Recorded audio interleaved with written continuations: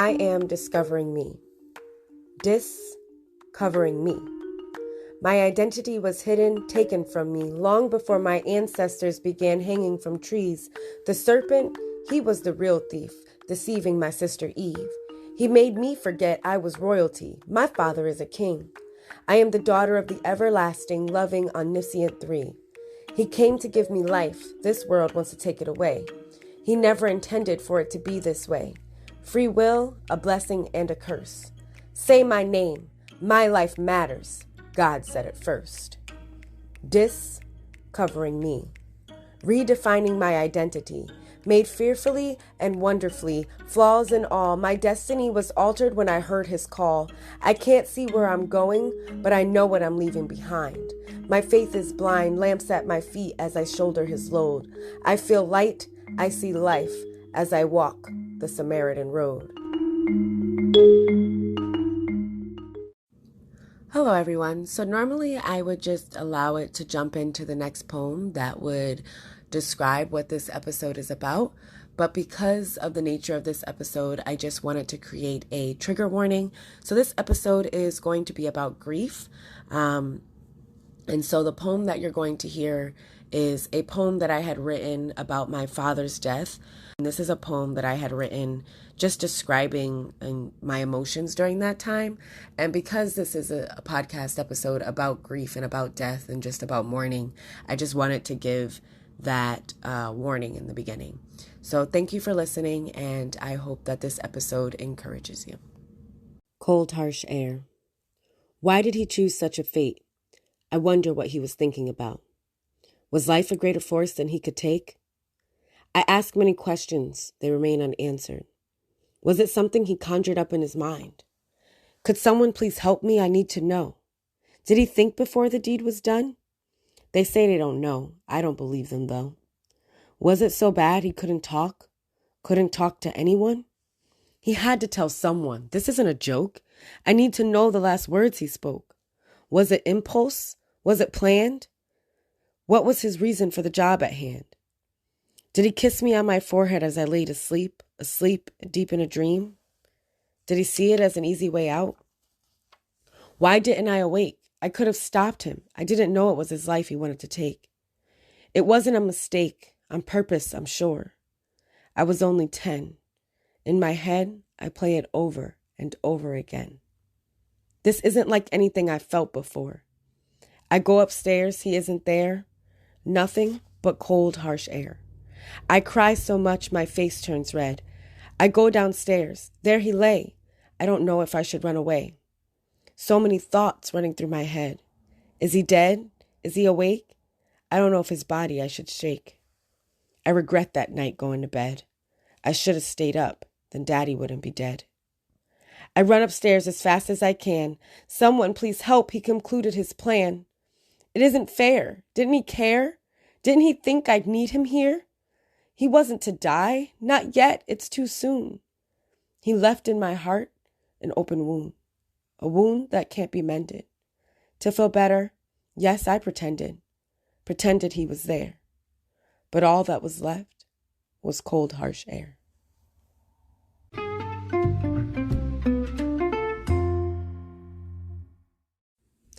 Hello, everyone. This is Nori, your host of the Discovering Me podcast.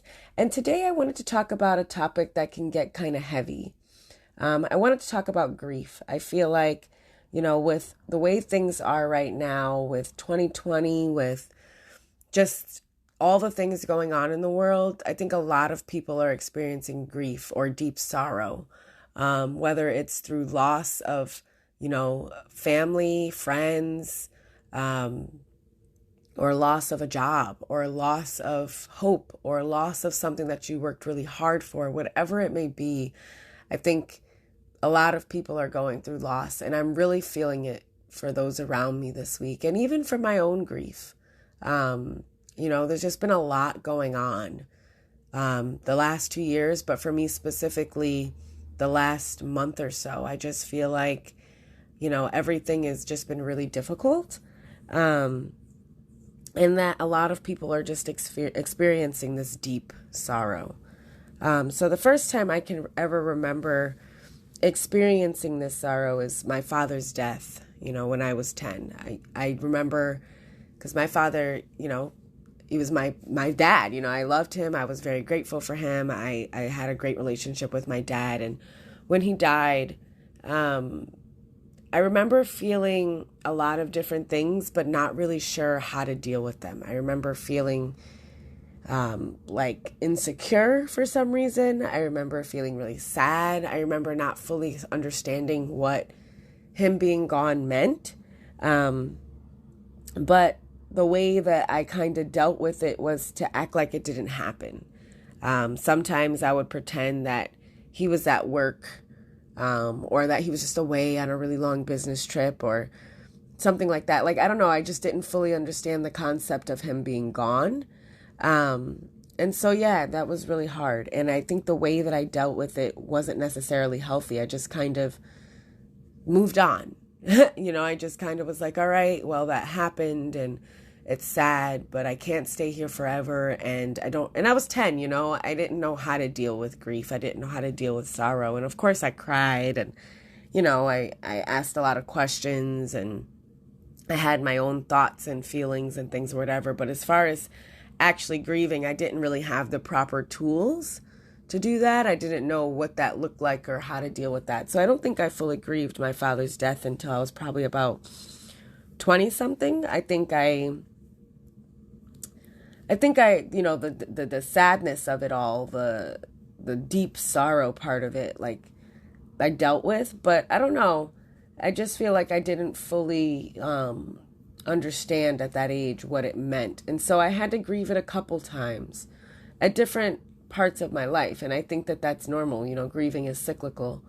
I think that we grieve, especially people at different stages of life. I know I grieved my father's passing when it happened, and then I grieved it again, when I was 16, and then I grieved it again when I was 18, and I grieved it again when I turned 21, and when I got married, and, just all these different life stages where I realized that he wasn't going to be there. And so, yeah, but like I said, I just kind of moved on from it. I didn't really deal with those emotions. I mean, when I got older, I did, but not the way that, would be healthy. So that kind of set the tone for how I dealt with grief moving forward. I know I didn't have any really major, super close, like, my mom or my siblings or anything like that. Nothing like that happened. Like, nobody passed away to that regard. So my grandparents are still alive. So, I had losses, but none that hit me as hard as the loss of my dad. And so it wasn't until earlier this year when I had the miscarriage that I was kind of forced to deal with that grief again. Before we get there, I had been studying out joy since 2017. I still am. Joy is so difficult for me. Maybe one day I'll do an episode on joy, but I've been studying out joy. And in studying out joy, I realized that I avoid joy because I feel as though it's going to lead to this deep sorrow. It's hard for me to celebrate things because there's going to be something that comes right after, is how I've always felt. It was like as soon as something good happened, that meant something bad was going to happen. And so it was just easier for me to expect the bad things and only semi-enjoy the good things. So it felt like, like I said, it felt like it would make the disappointment easier to deal with. And so when I became pregnant last year, my husband and I, we weren't trying. It just kind of happened by an accident. And my immediate thought unfortunately, was I'm not going to carry this baby full term. It was just the first thing I thought because, I don't know, I guess I kind of set myself up for the devastation in advance because I didn't want to fall apart afterwards.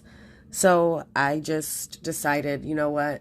I don't want to think that way about this baby. I don't want to, start mourning its loss before it even has a chance to try to survive. So instead, I'm just going to pray about it. And I decided that I was going to act as if this baby was going to live and that this pregnancy was going to go full term. And I decided to engage in the joy of that and engage in, those emotions and just choose to be happy. I don't think there's anything wrong with that.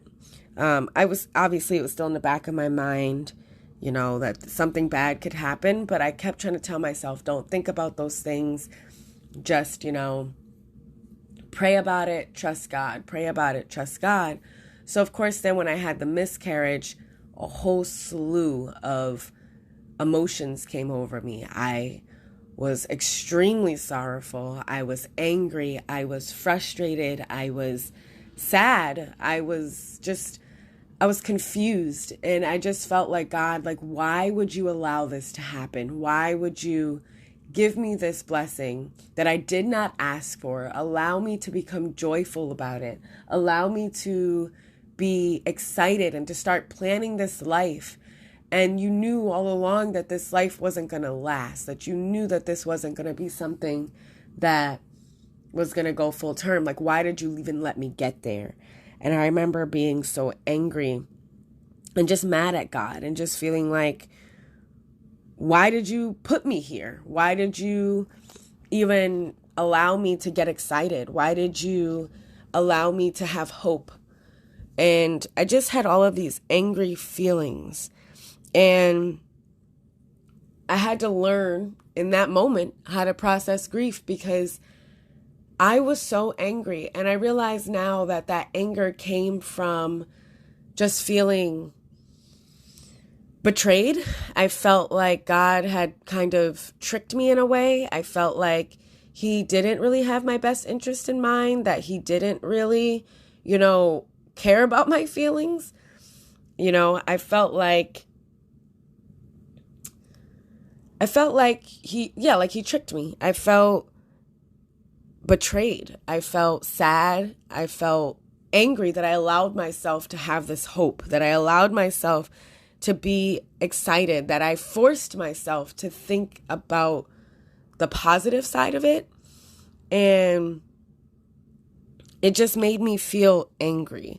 And I realized that I think that's one of the stages of grief. I don't know the stages of grief, but I know that first it's that disappointment and then it's anger. And I actually read this quote this morning. I don't know who this woman is. Her name is Emily Giffin, but it says, in days that follow, I discover that anger is easier to handle than grief. And I think that that's something that's important to recognize when you're grieving, is just recognizing that anger is a part of it. You lost something and you're angered by that loss, but you can't live there, is what I'm learning, is you can't stay in that place, because anger is just easier than being sad, because sadness hurts, but anger feels righteous. Anger feels like, this is why this is this way, and it's this person's fault, and I'm mad at that person, instead of really feeling the sadness. I know when my dad died, I was angry at God. I was angry that everybody kept telling me, oh, he's in a better place now, he's with God now. And I'm like, well, why does God need him? Mind you, I'm 10, but why does God need him? I need him. Like, why does God get to have my dad? Why did God take my father away? And death is just part of life, and we all are on borrowed time, is kind of what I'm learning. And in that borrowed time, it's really about how we spend it, about how we choose to engage in the world. And so just coming back to grief, what I've been learning is that God meets us in our grief, that God doesn't look at us when we're sad and say, get up, keep going, you need to fight, you need to just do this, and you need to just be righteous, and you need to, he doesn't do that. I specifically think of Elijah in 1 Kings 19. He became overwhelmed and scared and sad. He had his life threatened. He had been doing amazing things for God. He had been fighting people and, just doing all these great things for God. And then as soon as something came up that was difficult, something that scared him, he was just like, God, just let me die. Like, let me just take my life. I'm no better than my ancestors, and he just kind of laid down and fell asleep. And when I think of grief, when I think of when I'm going through something and when I'm really hurting to my core, that is exactly how I feel. In my depression, that is exactly how I feel. I feel like, God, you know what? It would just be easier if I just ceased to exist, because I can't deal with this anymore. I can't keep going. I can't keep fighting. I can't keep doing this. The ups and the downs and the happiness and the sadness, it's too much. It feels so overwhelming and it feels so hard and difficult. And I feel like God expects me, and this is a misconception, but in my mind, it feels like I should be happy. Like God doesn't want me to be sad. God doesn't want me to deal with these things. He wants me to just say, you know what? Like, let me just keep going. I think my misconception even of the cross, I always think like Jesus was like, okay, like, all right, I'm going to the cross. I'm going to save people's lives. But no, he said, I am overwhelmed with sorrow to the point of death.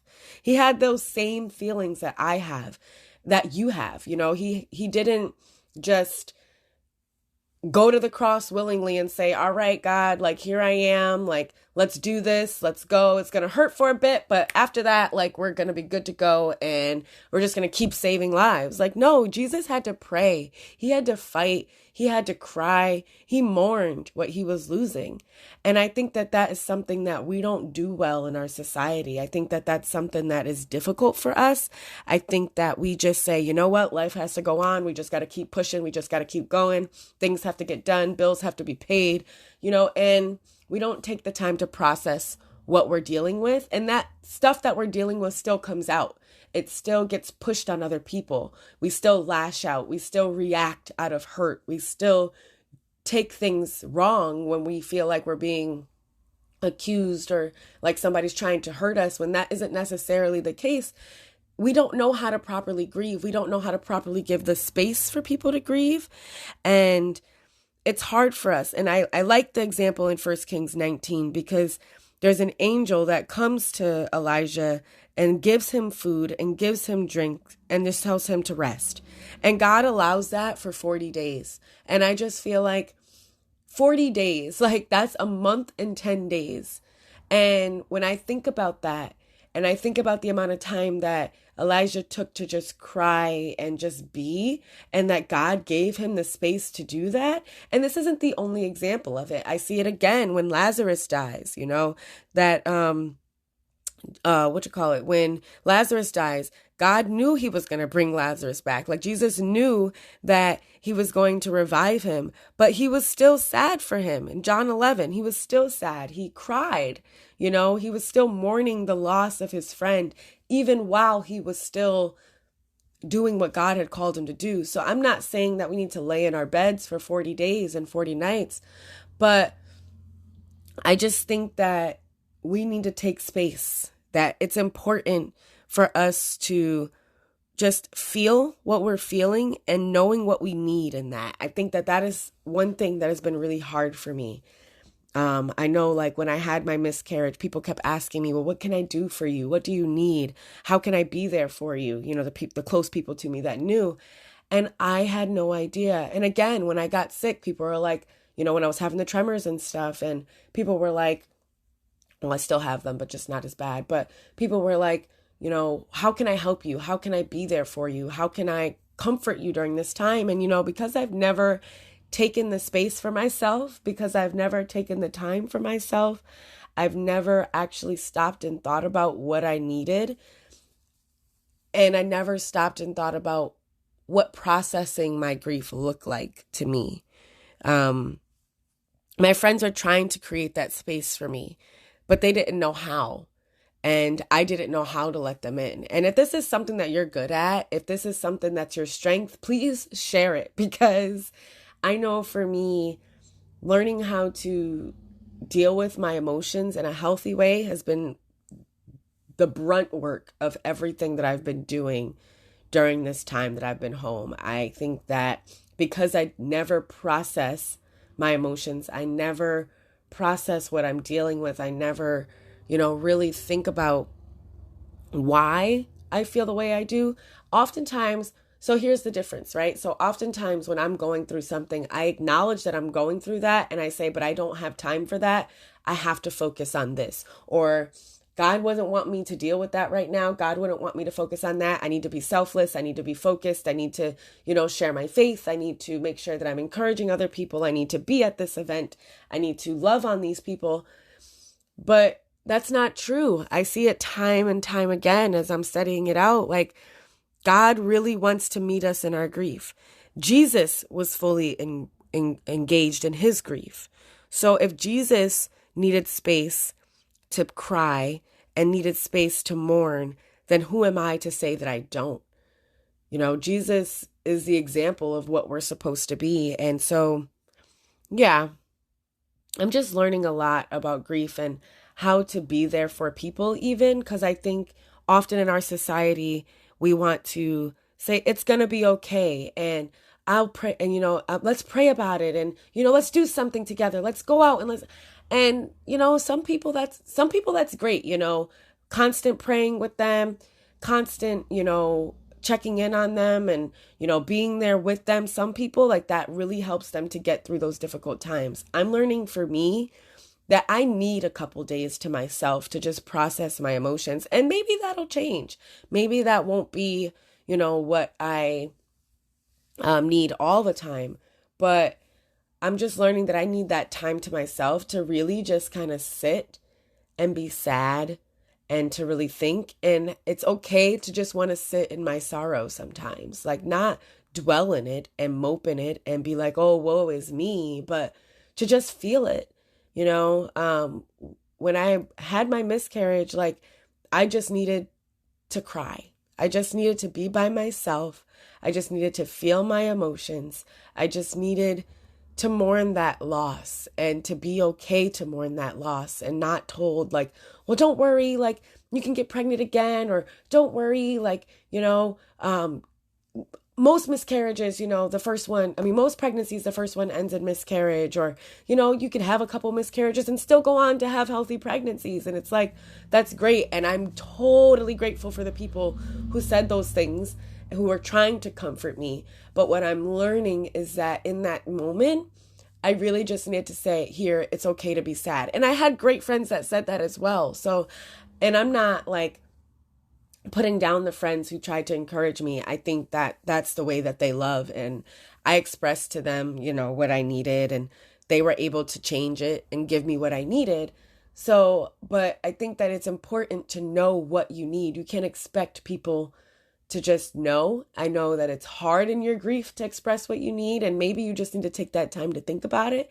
But when people ask you, I think take them up on those words, take them up on what it is that, they're asking you, even if you don't know in that moment. I don't know what I need right now, but when I know what I need, I'll let you know. And that's kind of what I'm learning in my grief, is to really be able to just process my emotions, to allow myself that space. I never give myself that space for grief. I just kind of press through and just keep going. And yeah, so that's what I'm learning. I'm just learning that it's okay to be sad, that I need to feel that sadness in order to overcome and to grow and to move forward. And it's okay when that sadness cycles back around. It's not going to be a one and done. And again, this is the loss of a family member, the loss of a pet, the loss of a relationship, whether that's a friend or a romantic relationship, whatever that is. And sometimes you mourn all of those things in one, right? Because if it's a family member or a friend or even a pet, like you have a relationship with those people, those animals, it's a relationship. You are getting something from that. And now that's gone. And then you miss the person in and of themselves. And so it's like it's these layers to grief that I'm unmasking. And with mourning a miscarriage, it's difficult because I'm mourning someone that I've never met. I'm mourning what I thought was going to be. I'm mourning the hopes. I'm mourning what I expected life to become.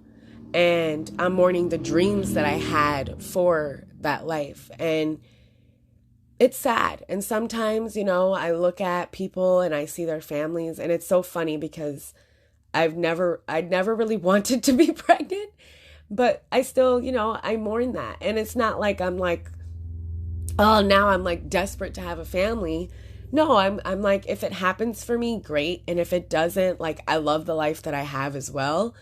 But I still need to mourn what I thought was going to be, what I thought I was going to have, mourning the idea of my husband being a father, and mourning the idea of me being a mother and my mom being a grandmother, just recognizing those emotions. and allowing them to exist without telling myself that I don't have time for them, or that, they need to be pushed aside. So, yeah, I just wanted to share that, and just share that grief, and just share what I've been learning about it. And I've been praying for all of those that are close to me that are experiencing losses. I've been, really thinking deeply about the relationships that I have. And I'm really grateful for those of you who are in my life.